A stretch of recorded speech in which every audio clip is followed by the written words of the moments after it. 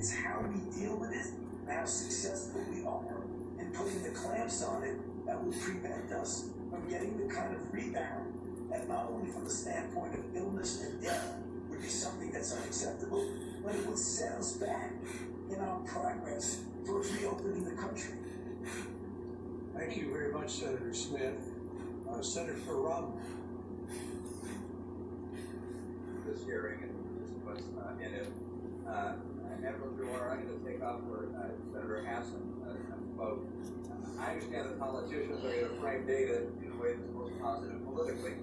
Of course, I don't expect that from admirals. But yesterday you celebrated that we had done more tests and more tests per capita even than South Korea. But you ignored the fact that they accomplished theirs at the beginning of the outbreak, while we treaded water during February and March. And as a result, by March 6th, the U.S. had completed just 2,000 tests, whereas South Korea had conducted more than 140,000 tests.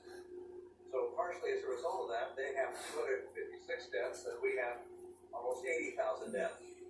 I find our testing record nothing to celebrate whatsoever. The fact is their test numbers are going down now because they don't have the kind of outbreaks we have. Ours are going up because they have to. I think that's an important lesson for us as we think about the future. On a separate topic, my impression is that with regards to vaccines, where I'm critical of what we've done on testing and vaccines, we've done a pretty darn good job of moving ahead pretty aggressively. And yet the president said the other day that President Obama is responsible for our lack of a vaccine. Dr. Fauci, is President Obama, or by extension President Trump, did they do something that made the likelihood of creating a vaccine less likely? Are either President Trump or President Obama responsible for the fact that we don't have a vaccine now, or in delaying it in some way? No, Senator, not at all. Certainly, President Obama nor President Trump are responsible for our not having a vaccine.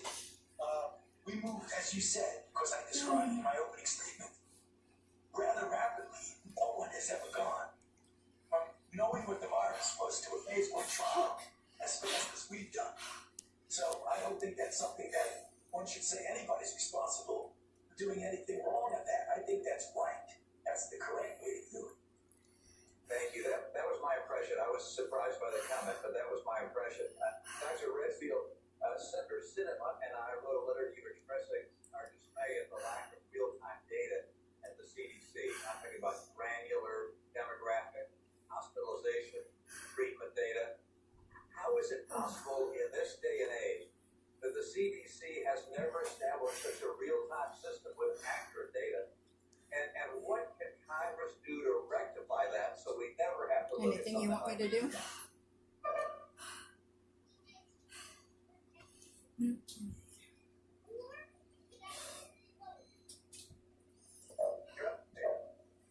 Sorry. Freaking Senator, hot. thanks for the question. I think you hit one of the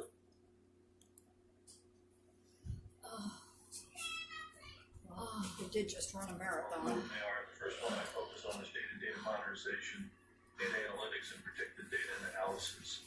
Clearly, Congress has come forward in providing funding for data modernization, and we're in the process of implementing that. The reality is there is an archaic system, a non-integrated public health system. Yeah, Tommy's still there. Each public health department has their own systems.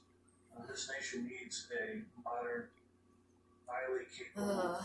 I'm feeling muscles move. I don't think I've ever felt before in my life.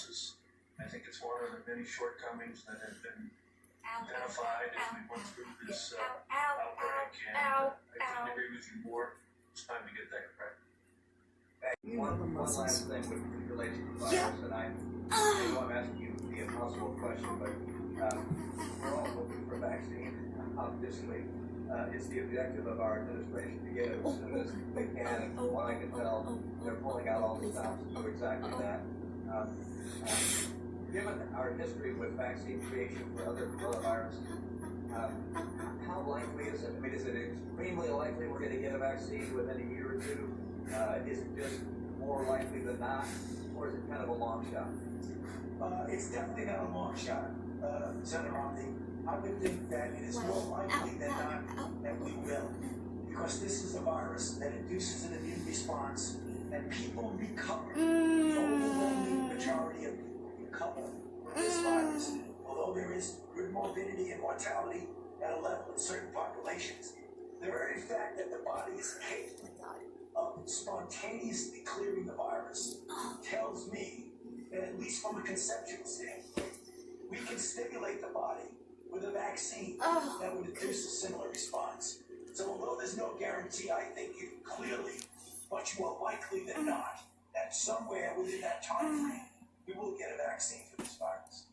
Thank you. Mr. Chairman, I yield. Thank you, Senator Romney. I want to thank the witnesses for their patience. We have 4 more senators, and we'd like to give them a chance to ask their questions. So, Senator Jones. Thank you very, very much, Mr. Chairman, and thanks to all our witnesses for your being here virtually and also for your incredible service during this time. I want to follow up real quick with an additional statistic that Senator Romney talked about when we're going to South Korea, and that is the fact that you are a nation that has about 6 times the population of South Korea, but yet we have about 310 times the number of deaths from this pandemic. So I think we have to be very careful in making comparisons around the world, comparing the United States to other countries. Dr. Redfield, I want to follow up just a little bit with what Senator Murkowski and I think Senator Kane talked a little bit about contact tracing and where we're going. I understand you are working with states. Now I know who was pushing out on my belly when I was pregnant, like the I testing see. is important, the contact tracing is important, but using that data as well is also going to be important in terms of the quarantine plans that Senator Murphy talked about, child care facilities to allow people to put their kids in a facility while they are still go back to work. All of these issues, including maybe even facilities like hotels or motels that may be used for self-isolation. How is this plan being developed within the CDC?